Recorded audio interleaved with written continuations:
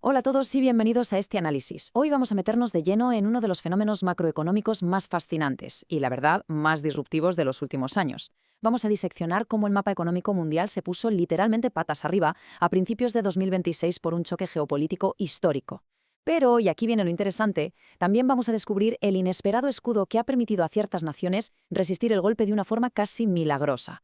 Porque sí, hay una historia enorme oculta detrás de los datos fríos, una historia de crisis, estancamiento y un motor de supervivencia puramente demográfico. Así que, sin más rodeos, vamos a ello. Bueno, para entender de verdad la magnitud de esta crisis inicial, tenemos que quedarnos con este dato. Un 52,2%. Sí, una locura. Ese fue el gigantesco repunte que sufrieron los precios internacionales del crudo Brent después de la escalada en Oriente Medio a principios de 2026. Ojo, no estamos hablando de un pequeño bache en el mercado. Esto fue un auténtico terremoto en las materias primas, que hizo volar por los aires cualquier previsión de inflación a nivel mundial. Y claro, esto nos lleva a preguntarnos algo fundamental. ¿Cómo es posible que un solo punto geopolítico en el mapa pueda poner de rodillas al crecimiento económico de todo el planeta? Resulta fascinante ver lo frágil que sigue siendo nuestra economía global.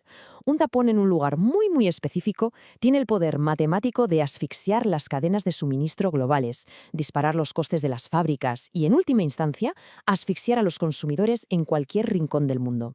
Es como un efecto dominó imparable.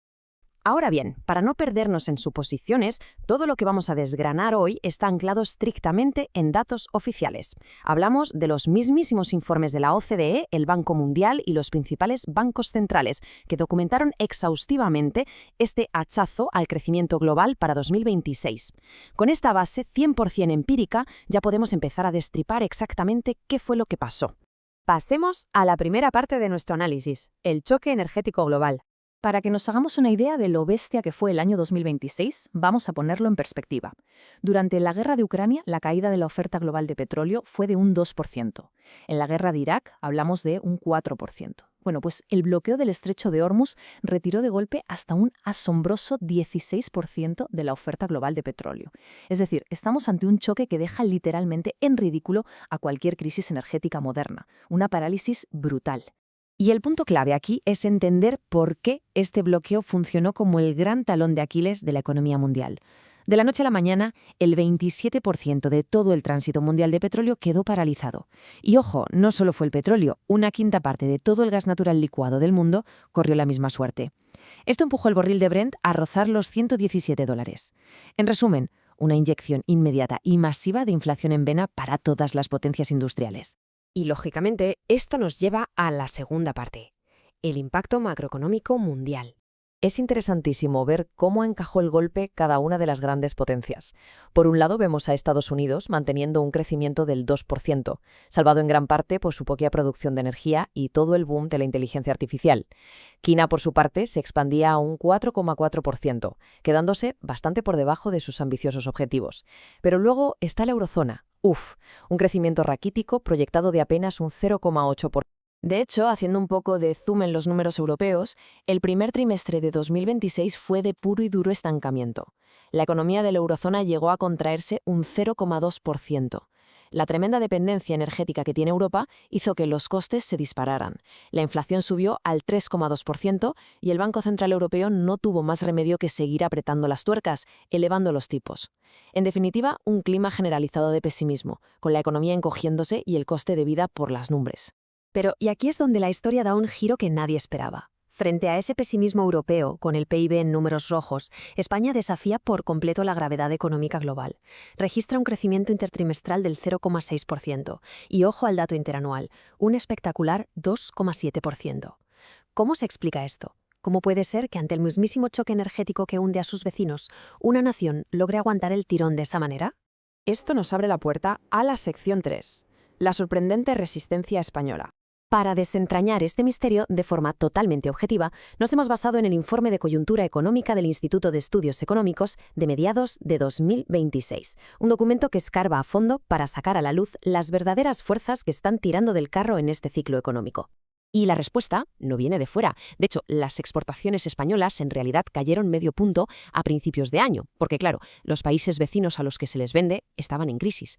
Así que el salvavidas no fue exportar más. La clave para mantenerse a flote fue un motor interno gigantesco e incansable, una demanda doméstica que sencillamente no paró de consumir. Y eso nos lleva directamente a nuestra cuarta sección, la verdadera almendra de este asunto, el motor demográfico. A ver, las matemáticas de fondo aquí son duras. Si miramos a la población nativa, la tendencia es una cuesta abajo de manual. Desde 2015 el país tiene un crecimiento natural negativo, es decir, año tras año mueren más personas de las que nacen.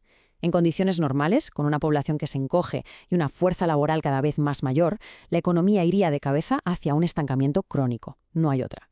Pero fijaos en el contraste, porque aquí está la clave del rescate. Mientras que la población nacida en España bajó casi un 2% entre 2018 y 2025, la población nacida en el extranjero pegó un estirón vertiginoso. Hablamos de pasar de 6,2 millones a nada menos que 9,5 millones de personas en ese periodo. Es decir, absolutamente todo el oxígeno demográfico de estos años críticos ha venido de un único lado.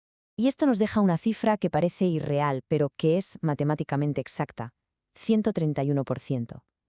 Sí, la llegada de población extranjera no solo cubrió el crecimiento normal del país, sino que sobrecompensó la caída de la población nativa, aportando un 131% al crecimiento neto de habitantes. A nivel puramente contable, este flujo borró de un plumazo el enorme déficit demográfico del país. Pasemos a ver cómo estos números se convierten en euros constantes y sonantes en nuestra quinta sección, inmigración y demanda interna. Vamos a digerir lo que significa meter a millones de nuevos habitantes en la maquinaria de la economía real, un 43%, casi la mitad del crecimiento total del PIB español entre 2018 y 2025 se explica simple y llanamente por el hecho de tener a más gente en el país. Al final del día, más personas significan más bienes en el supermercado, más servicios, más alquileres, creando un empujón casi mecánico que dispara el crecimiento. Y esto ejemplifica a la perfección lo que se conoce como un amortiguador económico. Cuando el mundo de ahí fuera se desmorona, como pasó en 2026, tener este factor estructural en expansión dentro de tus fronteras te aísla en gran medida del golpe. Los datos son claros. De todo lo que creció la economía en ese periodo, que fue más de un 12% acumulado, casi el 74% de ese avance se debió directamente al empuje de la población de origen extranjero. Si aterrizamos esto en el mercado laboral, la transformación es asombrosa. Justo antes de que estallara el choque global, el país alcanzó el récord de 22,2 millones de personas trabajando, y de ahí 4,7 millones eran trabajadores extranjeros o con doble nacionalidad. Hablamos de que ya representan más del 21% de toda la fuerza laboral. Además, su tasa de paro se desplomó 7 puntos, demostrando lo rapidísimo que se integraron en el sector productivo para tapar los huecos vacíos. Y volviendo a ese salvavidas que fue el consumo frente al desplome de las exportaciones, la diferencia entre motores es abismal. Mientras que el consumo de los hogares nativos sumó apenas un 5,2% al crecimiento del PIB, el impulso de los hogares extranjeros aportó un gigantesco 31,5%. Estamos hablando de un impacto multiplicador más de 6 veces superior. Ellos fueron los que matemáticamente mantuvieron la caja registradora funcionando. Así que, en resumen, y alejándonos de cualquier tipo de debate político, llegamos a una conclusión estrictamente estructural. A nivel puramente macroeconómico, la demografía es una recarga mecánica de energía. Añade manos para trabajar allí donde el envejecimiento dejaba vacíos y ensancha enormemente la base de gente consumiendo. Fue precisamente este colchón numérico el que logró absorber el brutal impacto global del bloqueo de Hormuz. Todo esto nos deja con una reflexión bastante profunda para terminar. Hemos visto que la economía global puede irse a pique en cuestión de días por un conflicto a miles de kilómetros. Pero frente a esa inmensa incertidumbre geopolítica surge una gran verdad. Cuando todo lo externo falla, la capacidad de supervivencia de una economía se reduce básicamente a las matemáticas de cuánta gente vive, trabaja y consume dentro de sus fronteras. ¿Es verdaderamente nuestro perfil demográfico nuestro destino económico? Ahí lo dejamos para pensar. Muchísimas gracias por acompañarnos en este análisis. Oh my God. Okay.